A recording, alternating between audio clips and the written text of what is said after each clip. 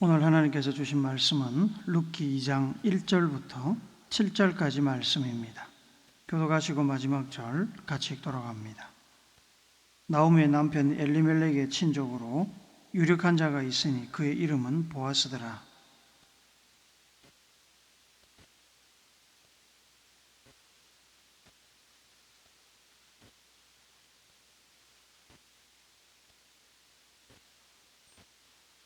룻이 가서 배는자를 따라 밭에서 이삭을 줍는데 우연히 엘리멜렉의 친족 보아스에게 속한 밭에 이르렀더라.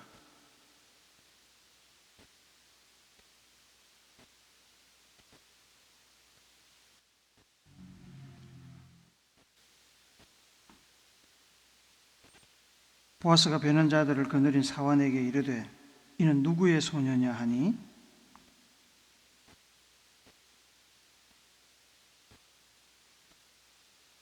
같이 읽습니다.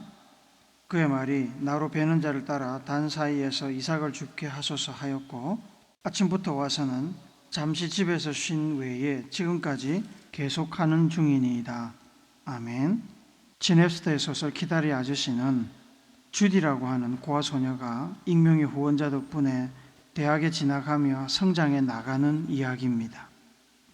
주디는 고아원에서 자라며 단조로운 삶을 살았습니다만 어느 날 익명의 후원자가 나타나 그녀의 대학 교육비를 지원해 주어서 대학에 진학하게 되었습니다. 그 후원자는 자신의 이름을 밝히지 않았고 후원을 위해 한 가지 조건만 내걸었습니다. 그 조건은 주디가 정기적으로 편지를 보내 자신의 대학 생활을 공유하는 것이었습니다. 주디는 그 후원자를 키다리 아저씨라고 부르며 편지를 썼습니다.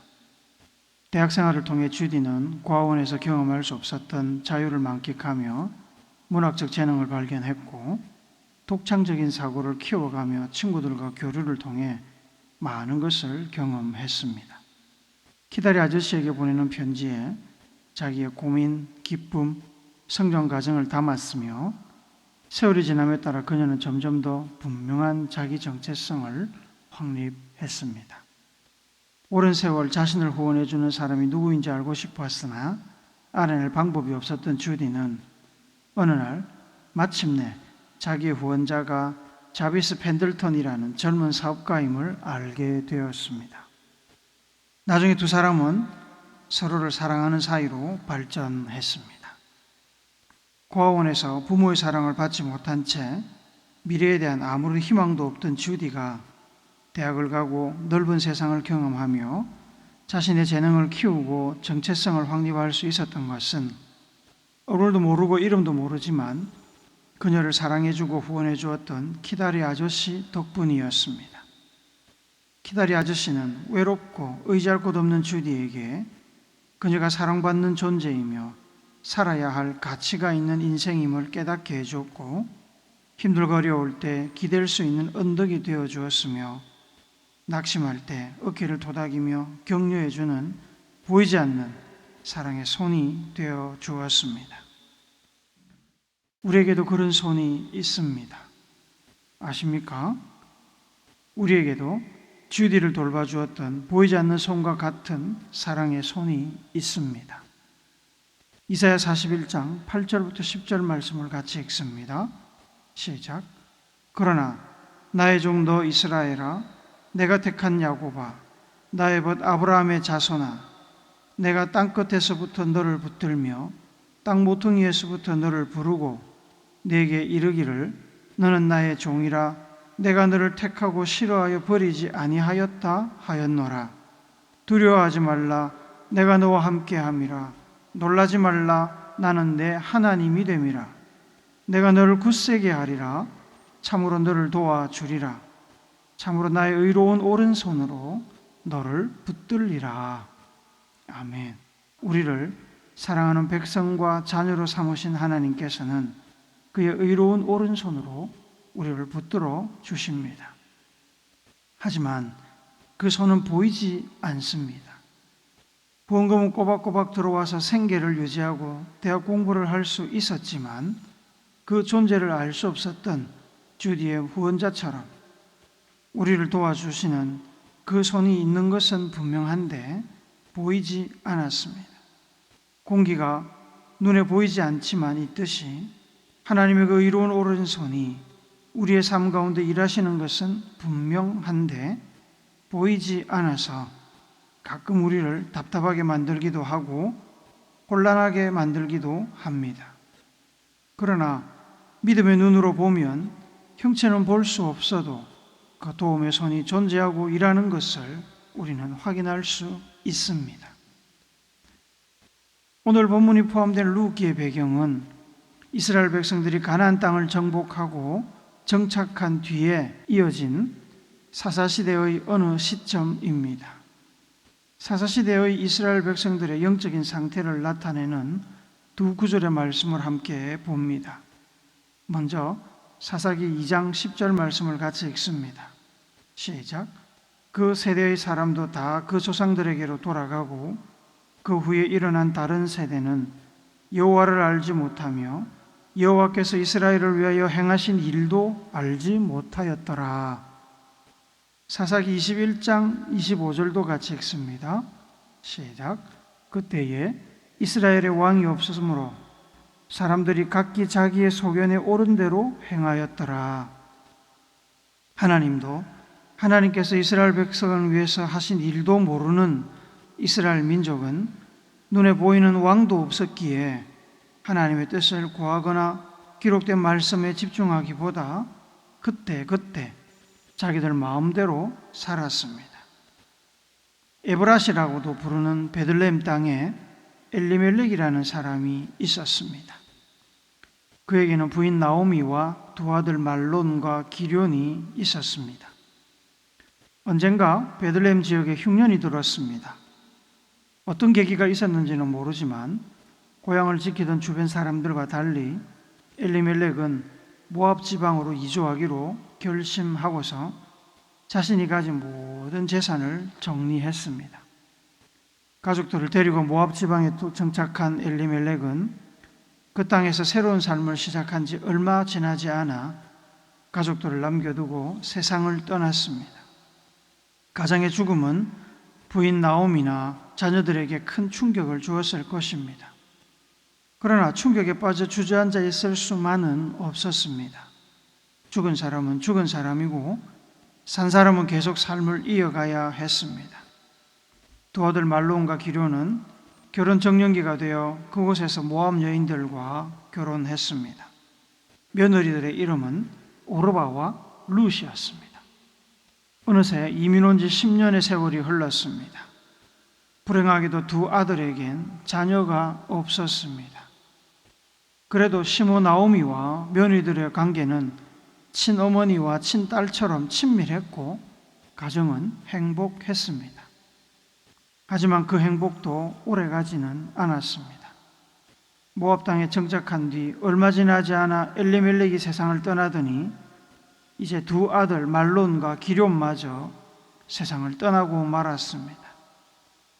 결국 이민 10년 만에 집안의 남자는 다 죽었고 여자들만 남게 되었습니다. 젊고 앞날이 창창한 며느리들도 힘들었겠지만 흉년든 고향을 떠나 잘 살아보려는 일념으로 이역만리 이방 땅에 정착하여 10년 만에 남편과 두 아들을 앞세운 나오미는 말로 표현할 수 없는 깊은 절망의 바다에 빠졌습니다.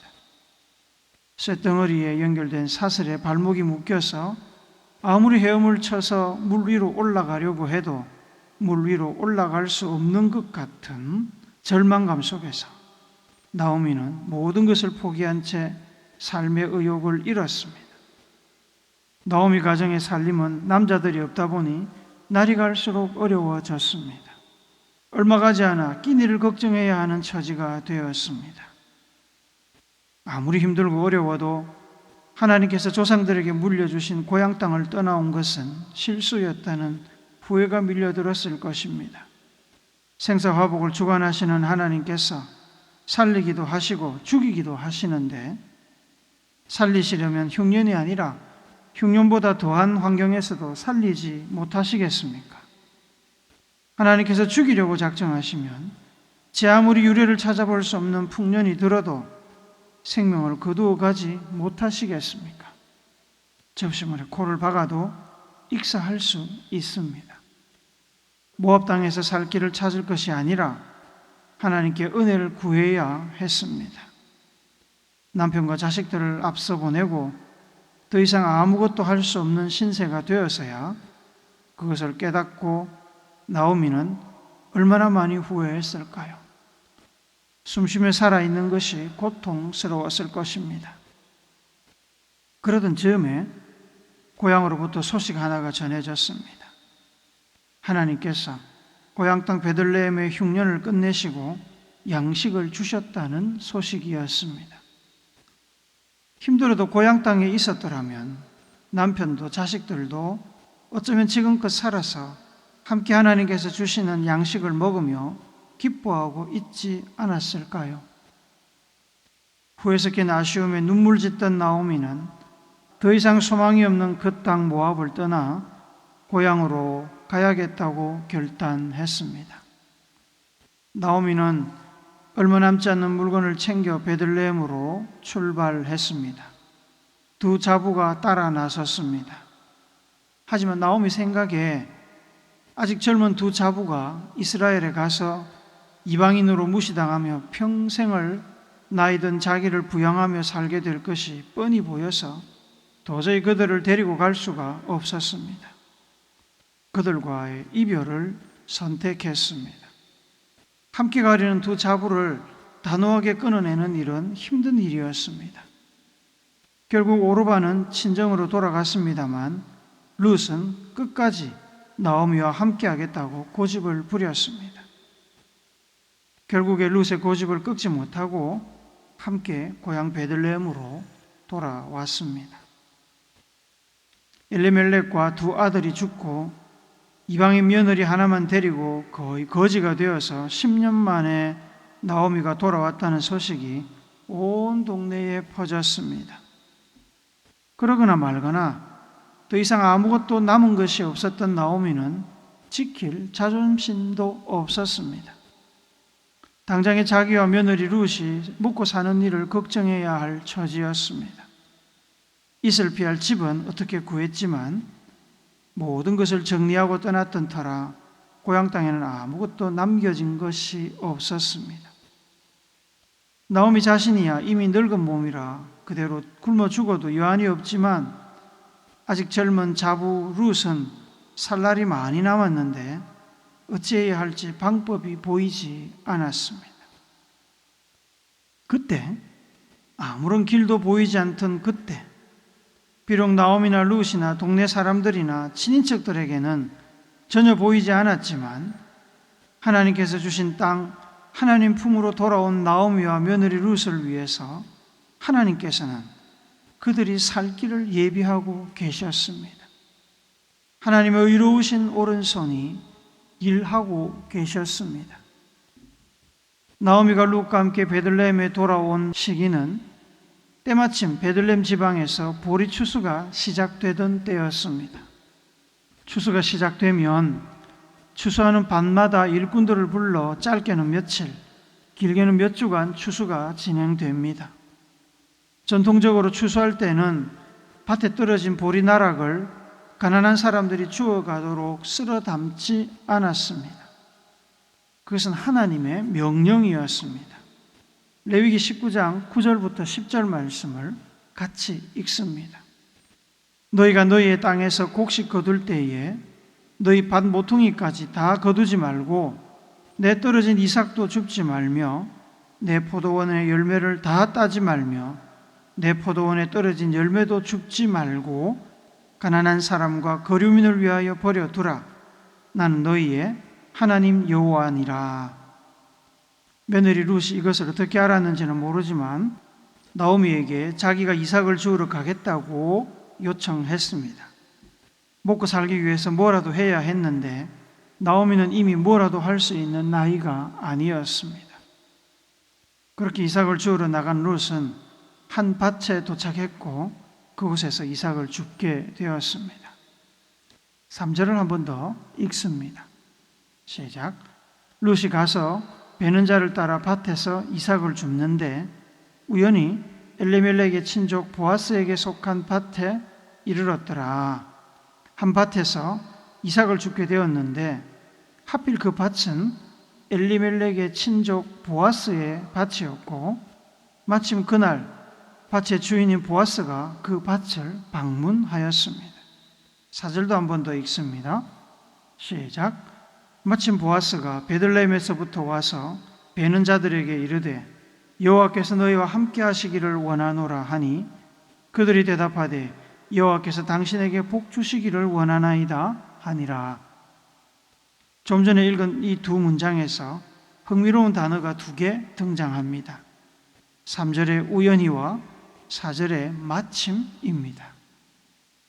3절의 우연히는 히브리어 미크레의 번역으로 우연한 기회, 예기치 않은 기회, 뜻밖의 기회, 추첨, 행운 등의 뜻을 가진 단어입니다.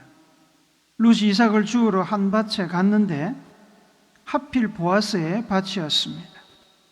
보아스는 죽은 시부 엘리멜렉의 친족으로 유력한 사람, 곧 재산이 많고 사회적으로 권세와 덕망이 있는 사람이었습니다. 보아스는 젊은데도 인품이 좋은 사람이었고 고엘이라는 그 관습법상 무너진 엘리멜렉의 가문을 보존하여 다시 세우는 일에 협력해야 할 의무가 있는 사람이었습니다. 룻이 이삭을 주우러 추수하는 밭에 들어갔는데 하필 우연히 뜻밖의 그 밭이 엘리멜렉에 가까운 친척 보아스의 밭이었습니다. 나오미는 집에 있었기 때문에 룻이 누구의 밭에 들어갔는지도 몰랐습니다. 4절의 마침은 히브리어 힌네의 번역으로 보라, 자라는 뜻으로 해석할 수 있습니다. 영화나 연극에서 독자나 관객의 주의를 환기시키고 무엇인가 놀라운 것을 말하거나 드러낼 때 사용하는 일종의 감탄사입니다. 우리 성경에서 마침이라고 번역을 한 것은 보아스가 온 시점을 부각시키기 위한 것으로 우연의 일치를 강조합니다. 룻이 시므를 부양하기 위해서 이삭이라도 죽겠다고 집을 나섰는데 하필 보아스의 밭에서 이삭을 죽게 되었고 하필 룻이 이삭을 죽기 시작한 그날 밭의 주인인 보아스가 그 밭을 방문했다가 룻을 만나게 되었습니다.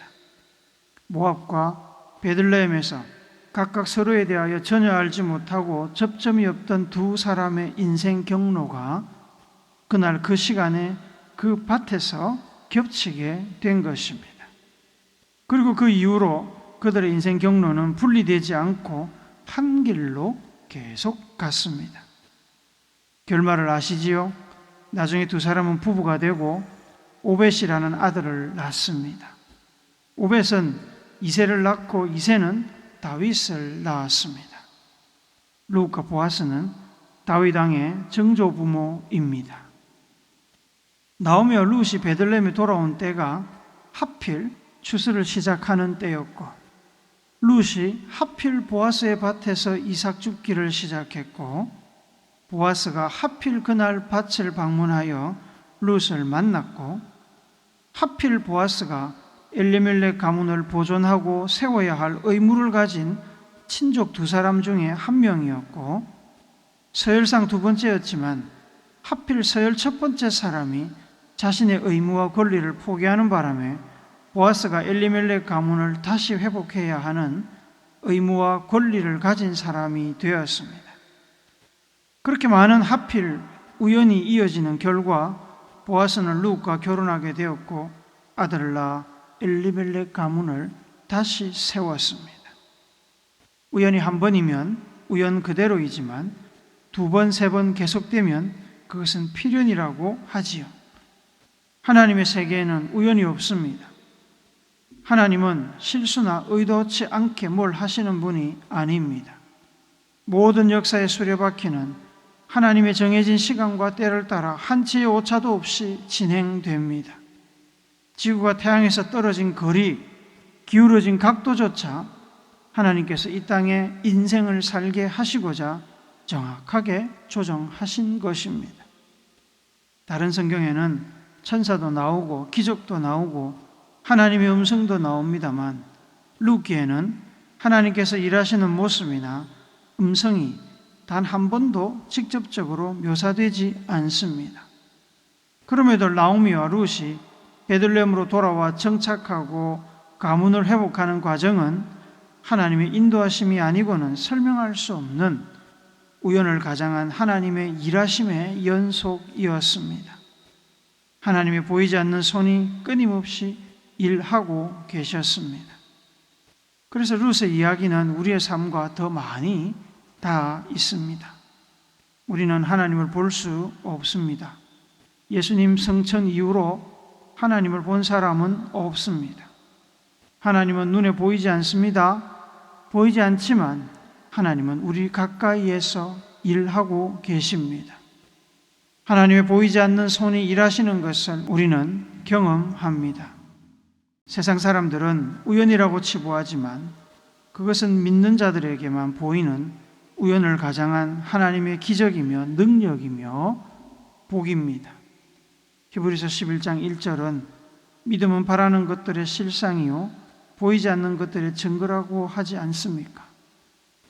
사랑하는 우물교회 성도 여러분, 하나님은 고와 같은 우리를 밀어주시고 후원하시고 사랑으로 어깨를 도닥이시며 우리의 뒷배가 되어주시는 보이지 않는 우리의 키다리 아저씨, 보이지 않는 도움의 손입니다. 믿음의 눈을 들어 일하시는 하나님의 손길을 경험하시기 바랍니다. 하나님은 지금도 살아서 일하고 계십니다. 우리가 사망의 골짜기를 지날 때나 바다 끝에서 절망 중에 있을 때나 어디에서나 함께 계시며 우리의 아버지, 보호자, 인도자가 되십니다. 하나님을 믿고 의지하면 홍해가 갈라지며 마른 광야에도 물이 솟아나고 길이 나며 무너진 가문도 다시 일어섭니다. 이 하나님을 여러분의 하나님으로 삼으시기를 축복합니다. 하나님의 보이지 않는 손을 붙드십시오. 말씀에 순종하고 믿음으로 의지하여 주시는 복을 받아 누리는 믿음의 귀한 백성들이 되시기를 사람의 형상으로 이 땅에 오셨던 예수님의 거룩하신 이름으로 축복합니다. 아멘.